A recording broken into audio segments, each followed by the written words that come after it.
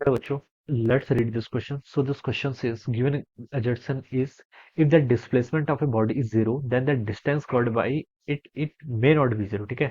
Reason के given a displacement is a vector quantity and a distance is a scalar quantity. Okay? And we have given the four options corresponding to this. Okay? इसके corresponding आपके यहाँ पर four options given है. ठीक है? तो इस क्वेश्चन का बच्चों की कॉन्सेप्ट आप क्या लिख सकते हैं? The key concept of this question.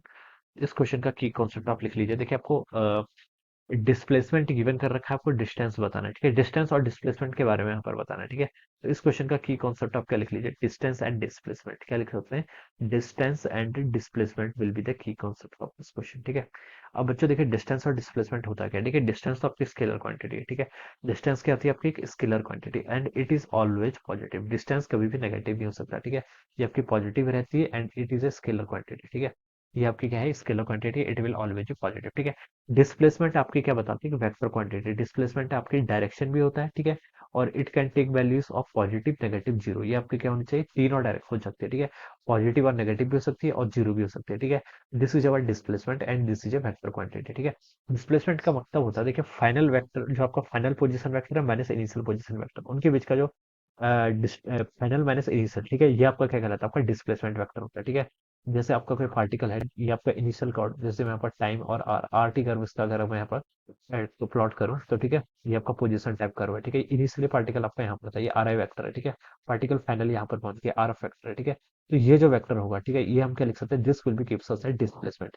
इसको मैं डी वेक्टर लिख लेता हूँ. ये क्या देगा आपको? Displacement vector. इसकी वैल्यू होगी आपकी R F minus are I vector. ठीक है, ये लिख सकते हैं. ठीक है, ये क्या आपका डिस्प्लेसमेंट वेक्टर है. तो डिस्प्लेसमेंट आपका जीरो भी हो सकता है, नॉन जीरो भी हो सकता है. जैसे देखिए अगर मैं पार्टिकल का क्या करता हूँ मैं? अगर एक्स टी ग्राफ यहाँ पर प्लॉट करता हूँ. ठीक है, एक्स टी ग्राफ अगर मैं किसी पार्टिकल के यहाँ पर प्लॉट करता हूँ, पार्टिकल आपका ऐसा है, ऐसा है, ऐसा आ गया. ठीक है, अब इससे कोई पूछे कि इसमें कितना डिस्प्लेसमेंट है पार्टिकल का. पार्टिकल देखिए जब time T is equal to zero था, ठीक है, तब पार्टिकल यहाँ पर था, और जब आपका टाइम कुछ मान लीजिए 5 सेकंड हो गया, तभी भी आपका पार्टिकल क्या है? जीरो पर है. ठीक है, इनिशियली भी जीरो पर था, फाइनली भी जीरो है. तो यहाँ पर मैं बता सकता हूँ कि इस पार्टिकल का डिस्प्लेसमेंट है तो कितना हो गया बच्चों? जीरो के खुला गया. कोई मुझसे पूछे डिस्टेंस बताओ, तो डिस्टेंस आपके इसकी ऑलवेज पॉजिटिव आएगी. ऐसा नहीं सोचना कि पॉजिटिव एरिया है नेगेटिव एरिया तो उसको कैंसिल कर दो, ऐसा नहीं.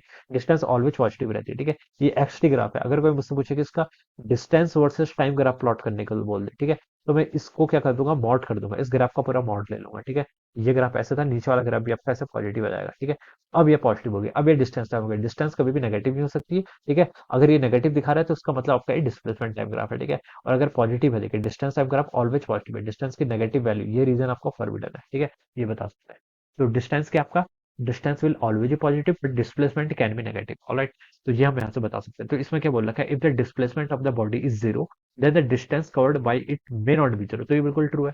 डिस्प्लेसमेंट देखें यहाँ पर क्या आपका जीरो के इक्वल है, लेकिन यहाँ पर डिस्टेंस आपका नॉन जीरो के इक्वल था. यहाँ से देखें तो ये स्टेटमेंट क्या आपका अजर्सन क्या है बच्चों? बिल्कुल करेक्ट है. अजर्सन इज एक करेक्ट. ऑलराइट, और रीजन पे क्या बोल रखा है?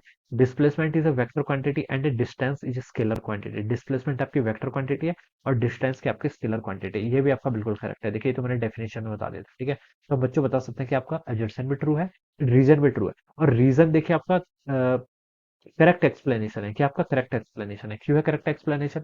देखिए क्योंकि डिस्प्लेसमेंट क्या होता है? आपका एक वेक्टर क्वांटिटी है. ठीक है, वेक्टर क्वांटिटी तो इसमें आपका पॉजिटिव नेगेटिव आपका देखिए दोनों है. ठीक है, तो हम बता सकते हैं कि पॉजिटिव नेगेटिव जीरो है, तो पॉजिटिव और नेगेटिव की पॉसिबिलिटी है कि वो आपका जीरो हो सकता है. ठीक है, लेकिन जो आपका डिस्टेंस है वो स्केलर क्वांटिटी और ये क्या रहेगा? आपका ऑलवेज पॉजिटिव रहेगा. तो ये क्या है आपका? इस मे नॉट भी जीरो, ये आपका जीरो के इक्वल नहीं होगा. ठीक है, अगर कोई body start time T is equal to zero पर भी वहीं पर ही है, और time T is equal to किसी भी इंस्टेंट पर टाइम और किसी भी टाइम पर टी पर वहीं पर ही है, तो इसका मतलब कि पार्टिकल ने आपका मूव ही नहीं किया है.